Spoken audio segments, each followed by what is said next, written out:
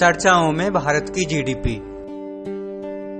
हाल ही में प्रकाशित रिपोर्ट के अनुसार दुनिया भर के देशों में सबसे ज्यादा भारी गिरावट भारतीय जीडीपी की रही, जो -23.9% थी, जिससे पता चलता है कि पिछले दिनों में भारतीय अर्थव्यवस्था की स्थिति कितनी दयनीय रही।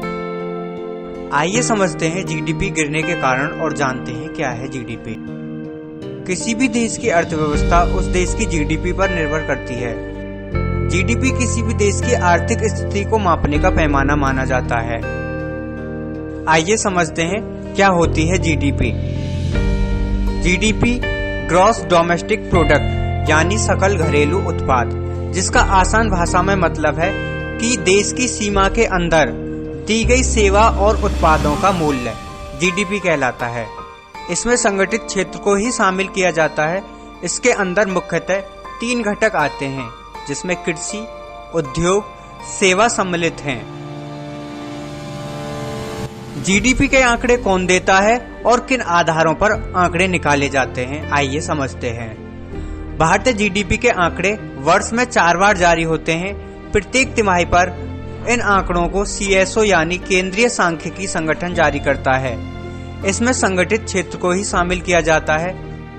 हाल ही में सीएसओ द्वारा जारी आंकड़ों के मुताबिक भारत की जीडीपी 1996 के बाद सबसे खराब स्थिति में है। जनवरी की शुरुआत में भारत की जीडीपी 3.2% थी, जबकि 2018 में यह 8.2 थी।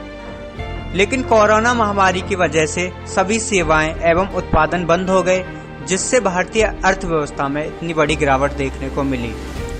हालांकि अर्थशास्त्रियों ने इसका अनुमान पहले ही लगा लिया था। उन्होंने जीडीपी के 18% तक करने का अनुमान लगाया था, लेकिन यह जीडीपी उससे कहीं ज्यादा गिरी।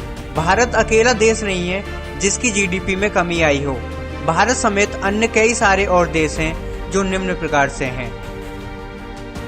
Bharat -23.9%, UK -20.4%, France -13.8%, Italy 12.4%, Germany 10.1%, America 9.5%, Japan 7.6% रहे। वहीं चीन की जीडीपी स्थिर रही। यह हैरान करने वाला आंकड़ा है। केंद्रीय सांख्यिकी संगठन संगठित क्षेत्र के 8 क्षेत्रों से आंकड़े एकत्रित करता है। इसमें असंगठित क्षेत्र के आंकड़े नहीं होते, जो कि देश की अर्थव्यवस्था का 90% हिस्सा होता है। अगर असंगठित क्षेत्रों को भी इसमें शामिल कर लिया जाए तो यह आंकड़े और भी डराने वाले हो सकते थे। सीएसओ 8 प्रमुख क्षेत्रों के आंकड़े एकत्रित करता है, जो निम्न प्रकार से हैं। कृषि, वानिकी और मत्स्यन यानी agriculture, forestry and fishing. Number 2 खनन और उत्खनन यानी माइनिंग एंड क्वायरिंग। नंबर 3 विनिर्माण यानी मैन्युफैक्चरिंग। नंबर 4 विद्युत, गैस और जलापूर्ति, इलेक्ट्रिसिटी, वाटर और gas supply. Number 5 trade, hotel, transport और communications. Number 6 construction. Number 7 financing, real estate and business service. Number 8 सामुदायिक एवं सामाजिक सेवा आदि से सीएसओ आंकड़े उठाता है और हर तिमाही के अंत में जारी करता है। यह आंकड़े एकदम सटीक तो नहीं माने जाते, लेकिन औसतन के आधार पर इन आंकड़ों को रखा जाता है। इन सभी आंकड़ों की बात करें तो एकमात्र कृषि क्षेत्र ऐसा रहा जिसमें पॉजिटिव ग्रोथ रही और सभी क्षेत्रों में 50% तक की गिरावट देखने को मिली। अब आगे समझते हैं जीडीपी गिरने का कारण और इसका आमजन पर पड़ने वाला प्रभाव।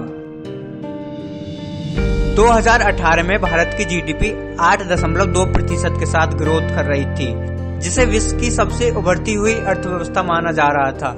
लेकिन सरकार की बैंकिंग पॉलिसी में बदलाव के चलते निजी सेक्टरों में निवेश का अनुपात कम होता चला गया और ऋण मुहैया कराने के लिए सरकार के कठिन मापदंड, जिससे उद्योगों में निवेश नहीं हो पाया और आधे से ज्यादा उद्योग बंद होने की कगार पर आ खड़े हुए और लोगों की नौकरियां चली गईं। लोगों के पास पैसा नहीं रहा, जिससे उनकी रुचि विभिन्न उत्पादों को खरीदने से हटती गई। क्योंकि जब लोगों के पास पैसा नहीं रहेगा तो वस्तुएं किससे खरीदेंगे और बाजार से डिमांड और सप्लाई की चेन टूटती चली गई। यही कारण रहा जनवरी 2020 आते आते जीडीपी 8.2% से 3.2% पर आ गई। दूसरा कारण कोरोना महामारी की वजह से भी देश के सभी उत्पाद और सेवाएं बंद हो गईं, सभी कार्य शून्य हो गए, जिससे भारत की जीडीपी में इतनी बड़ी गिरावट देखने को मिली। अब देखना यह दिलचस्प होगा कि सरकार इस समस्या से उबरने के लिए आगे की क्या रणनीति बनाती है।